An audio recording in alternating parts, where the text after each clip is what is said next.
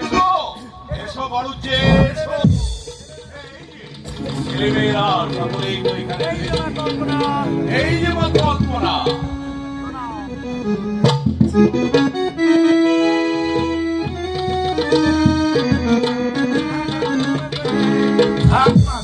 প্রণামের প্রয়োজন নেই, আমি এমনিতেই তোমাকে আশীর্বাদ করছি। তাই বললে কি হয় বড়কে? চিরাচরিত প্রথাকে তো আর পাল্টে দেওয়া যায় না। মানুষ বাবাজিকে ডাইনিং রুমে নিয়ে গিয়ে জলযোগের ব্যবস্থা করে দাও।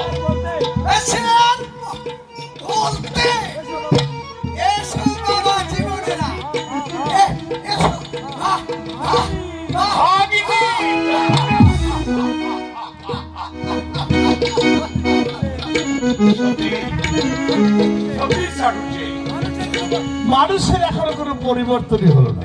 20 বছর আগে যেমন দেখেছি আজও ঠিক তেমনি দেখলাম। হ্যাঁ, তা যা বলেছ। বয়সের তুলনায় মানুষের চেহারা এখনো অটুট রয়ে গেছে। আরে মানুষের কথা ছেড়ে দাও তো, এবার বলো এই যজ্ঞের আয়োজন সম্পর্কে কিছু বলো।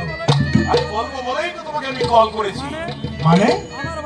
আমার বাল্যবন্ধু স্বর্গীয় নকুল মুখার্জি একমাত্র পুত্র শ্রীমান অনুপম মুখার্জির সাথে আমার কনিষ্ঠ কন্যা অ্যাঞ্জেলার বিবাহ সম্পন্ন করে।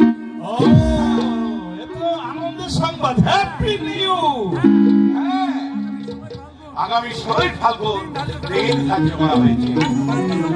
আর তোমার কাছে আমার একটা আমার কাছে আমার কিসের আবেদন আমি ঠিক বুঝতে পারছি না। আমিও তো আগে বুঝতে পারিনি। আমার স্ত্রী শিখা তোমার অরিন্দমকে তার বড় জনতায় পছন্দ করে চাতুর্যে অবাক হয়ে গিয়ে এই প্রস্তাবটাকে তুমি হালকা ভাবে নিও না।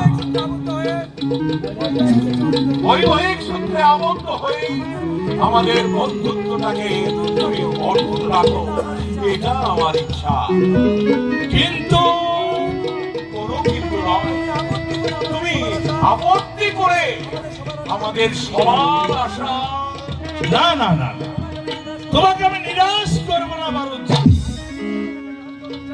আর সেই ধার্য অনুষ্ঠানে কল্পনামাকে আমি পুত্রবধূ রূপে আবার বাড়ি নিয়ে যেতে চাই। তোমাকে আমি কি বলে যে ভগবান দেবো তার আমি ভাষা খুঁজে পাচ্ছি না। আচ্ছা চলো চলো বাড়ুকে ভেতরে চলো। এই দেনাবৌড়ের ব্যাপারটা একটু সেরে নেওয়াই ভালো। আরে সেই ব্যাপারটা না হয় তোমার উপরে ছেড়ে দিলাম। হ্যাঁ চলো, সম্বন্ধটা যখন পাকা হয়ে গেল তখন আশীর্বাদের পর্বটাও আমি এক্ষুনি সেরে যেতে চাই। চলো চলো চলো, ওই কল্পনা মায়ের ওখানে চলো।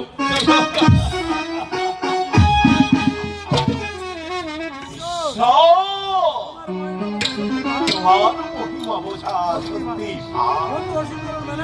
বন্ধু অসীম বরণ ব্যানার্জিকে এত সহজে আমার প্রস্তাবটা মেনে নেবে, এটা সত্যি একটা বিস্ময়ের বিষয়। প্রভু তোমার করুণায় বন্ধুপুত্রের হাতে আমার দুই আদরের কন্যাকে দায়ভার অর্পণ করবার যে সুযোগ তুমি করে দিলে, সেটাকে তুমি সম্পূর্ণ করে দাও। সংসার ওদের দাম্পত্য